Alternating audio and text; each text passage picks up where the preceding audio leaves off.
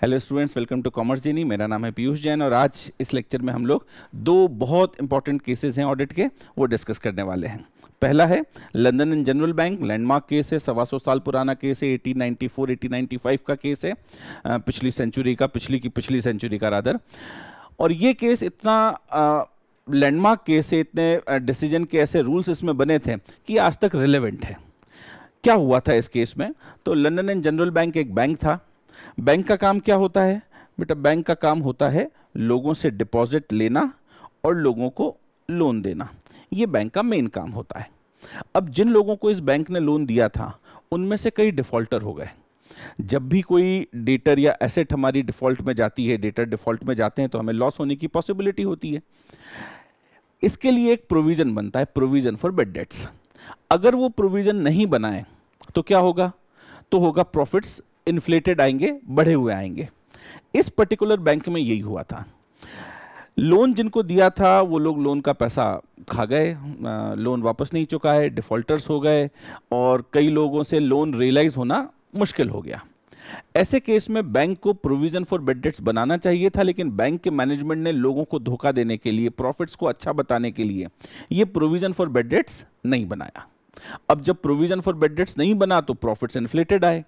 अच्छे प्रॉफिट थे तो इन्होंने डिविडेंड भी दे दिया शेयर होल्डर को। जब ऑडिटर ने ऑडिट की तो ऑडिटर ने चेकिंग में ये गड़बड़ पकड़ ली। उसने देखा कि हाँ, ये लोन जो है ये रिस्की हो चुके हैं, डिफॉल्टर्स हैं इसमें और ये रियलाइजेबल नहीं बचे हैं। उसने मैनेजमेंट को जाकर बोला कि अरे भैया, आपने तो प्रोविजन प्रॉपर बना नहीं रखा है, बड़ा कम प्रोविजन बना रखा है, प्रॉफिट बड़े इन्फ्लेटेड आए। मैनेजमेंट ने बोला कि अच्छा, आपने हमें बता दिया, अब भूल जाइए, आप भी भूल जाइए, हम भी भूल जाते हैं। ऑडिटर ने मैनेजमेंट को बता दिया था तो ऑडिटर को लगा उसका काम पूरा हो गया। उसने अपनी मेन ऑडिट रिपोर्ट में इस बारे में कुछ नहीं लिखा। एक कहीं छोटे से नोट में लिख दिया assets are subject to realisation, और शेयर होल्डर को सोचा कि शेयर होल्डर खुद ही इंक्वायरी कर लेंगे। अब अल्टीमेटली हुआ यही कि शेयर होल्डर को कुछ पता नहीं चला, डिविडेंड उन्होंने डिक्लेयर कर दिया और बाद में ये बैंक बंद हो गया। बहुत सारा लॉस हुआ और जिन्होंने पैसा डिपॉजिट कराया था उनको भी लॉस हुआ। उन्होंने कोर्ट में केस कर दिया मैनेजमेंट के खिलाफ, ऑडिटर के खिलाफ। मैनेजमेंट ने तो खैर फ्रॉड किया ही किया था, ऑडिटर भी उस फ्रॉड में क्या शामिल था?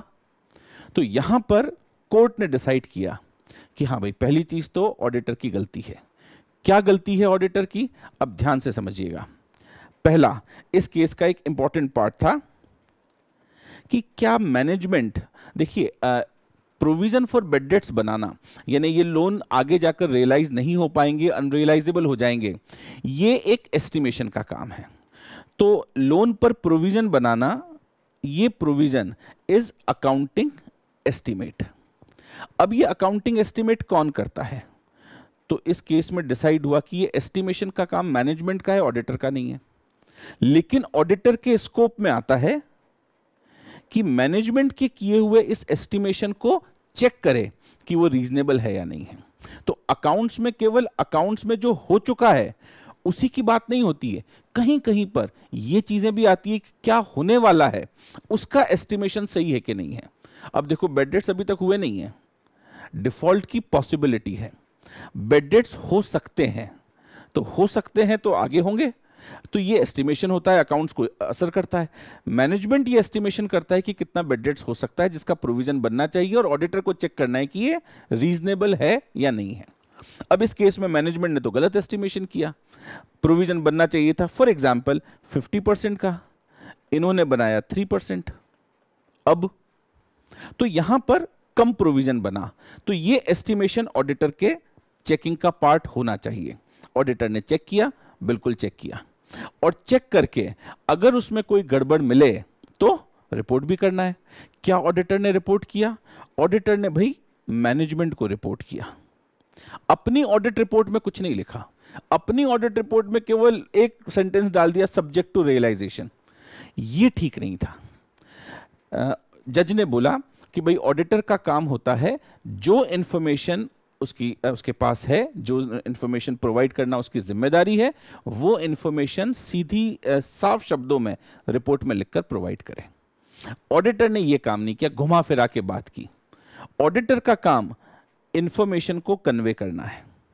ऑडिटर का काम ये नहीं है कि इंक्वायरी शेयर होल्डर करें और इंक्वायरी का हिंट मैं दे दूं कि सब्जेक्ट टू रियलाइजेशन लिख दूं, मेरा काम हो गया, ऐसे नहीं चलेगा।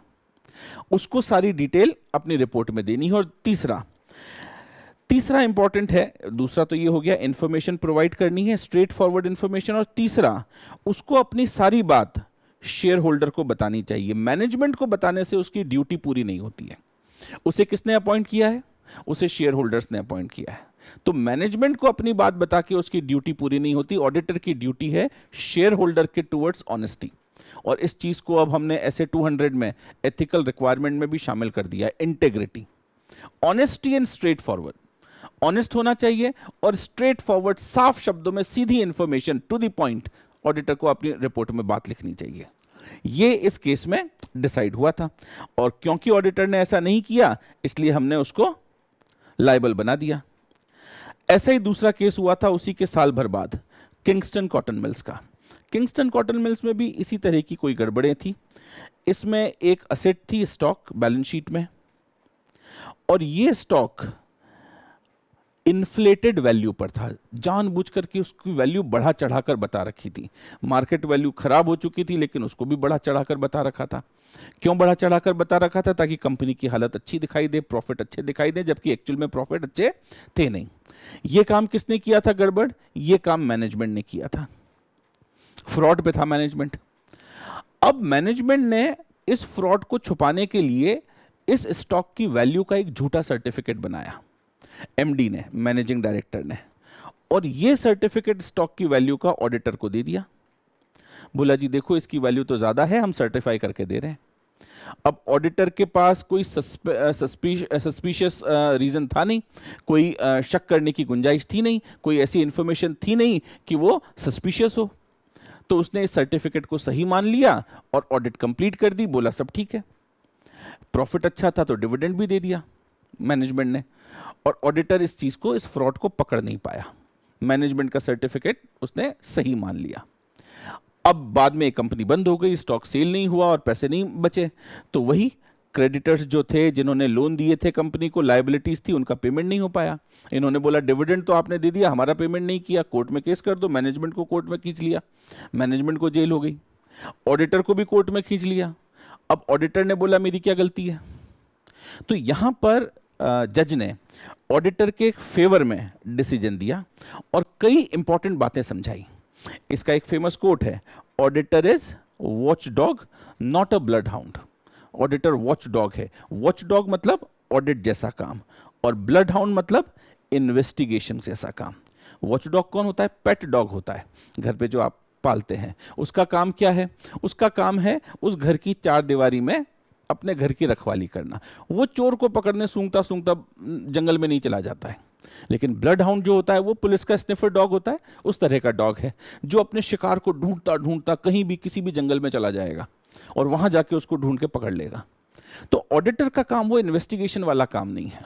ऑडिटर के लिए हमने लिखा कि इनका प्रोसेस एक सेट प्रोसेस होता है, जो स्टैंडर्ड में लिखा है वो काम करना है और वही काम करना है। जबकि इन्वेस्टिगेशन में कोई सेट प्रोसेस नहीं होता है, आपको अपने मन से रास्ता ढूंढना पड़ता है, बनाना पड़ता है, जैसी इंफॉर्मेशन हो उस तरीके से काम करना पड़ता है। दूसरा, ऑडिटर जो है वो डिटेल में चेकिंग नहीं करता, जबकि इन्वेस्टिगेशन में डिटेल चेकिंग होती है। तो ऑडिटर का काम थोड़ा लिमिटेड है, ऑडिटर ओपिनियन देता है। एक बहुत इंपॉर्टेंट डिफरेंस जो इस जजमेंट में था वो था कि जब ऑडिट आप करते हो तो आपको हर चीज पर शक करने की जरूरत नहीं है। आप नॉर्मली अगर आपको शक का कोई रीजन ना हो तो चीजों को सही मानिए। Normally people are innocent and things are correct. जब तक कि आपके पास शक करने का कोई ऐसी इंफॉर्मेशन नहीं है जिससे कोई सस्पिशन अराइज हो। जबकि इन्वेस्टिगेशन में क्या होता है, ये हर चीज को इनकरेक्ट मानकर अपने इन्वेस्टिगेशन की शुरुआत करते हैं। हर चीज गलत है, अब वो गलती ढूंढनी है हमें। तो ऑब्जेक्टिव जो इन्वेस्टिगेशन का है वो गलती ढूंढने का है, जबकि ऑडिट का ऑब्जेक्टिव है कि एक सेट प्रोसीजर से ये पता लगाएं कि फाइनेंशियल स्टेटमेंट ठीक है कि नहीं है। कोशिश करते हैं, लेकिन अगर कभी फ्रॉड जो होते हैं, हाँ ये भी बात बोली थी इन्होंने कि ऑडिट में फ्रॉड हो सकता है अनडिटेक्टेड रह जाए, इन्वेस्टिगेशन तो होती फ्रॉड ढूंढने के लिए, तो वहां तो अनडिटेक्टेड रह जाएगा तो आप गलत हो। लेकिन ऑडिट में हो सकता है फ्रॉड, क्योंकि समझदारी से चालबाजी करके छुपाए हुए होते हैं, चतुराई से छुपाए हुए होते हैं, तो उनके अनडिटेक्टेड रहने की पॉसिबिलिटी है। तो there is a possibility of undetected fraud if they are concealed cleverly. तो ये ऑडिट में एक कमी है। तो ऑडिट और इन्वेस्टिगेशन दो अलग अलग चीजें हैं।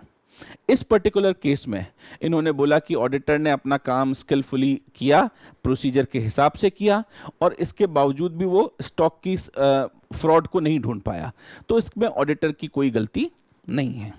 हालांकि आज अगर ये केस होता तो थोड़ा बहुत चेंज स्टैंडर्ड्स में आया है, और आज के टाइम में केवल एमडी के सर्टिफिकेट के भरोसे अगर आप ऑडिट कंप्लीट कर लें तो इसको प्रोफेशनल नेग्लिजेंस बोला जाएगा। तो एक छोटा सा ये चेंज आप मान लीजिए, लेकिन आज भी हमारे स्टैंडर्ड ऑडिट और इन्वेस्टिगेशन में डिफरेंस करते हैं। ऑडिटर इन्वेस्टिगेटर नहीं है। ऑडिट का काम एक अलग तरह का काम है और इन्वेस्टिगेशन का काम एक अलग तरह का काम है। ऑडिट का स्कोप ऑडिट के हिसाब से बना हुआ है, इसलिए ऑडिट करते वक्त ऑडिटर की क्या जिम्मेदारियां होती है उसकी गंगोत्री ये किंगस्टन कॉटन मिल्स का केस है। ये 125 साल पुराने केस से आज तक जो रूल्स चालू हुए हैं वो यहाँ तक चलते आ रहे हैं। आई होप ये दोनों केस आपको अच्छे से समझ में आए होंगे। इस लेक्चर में इतना ही। Thank you.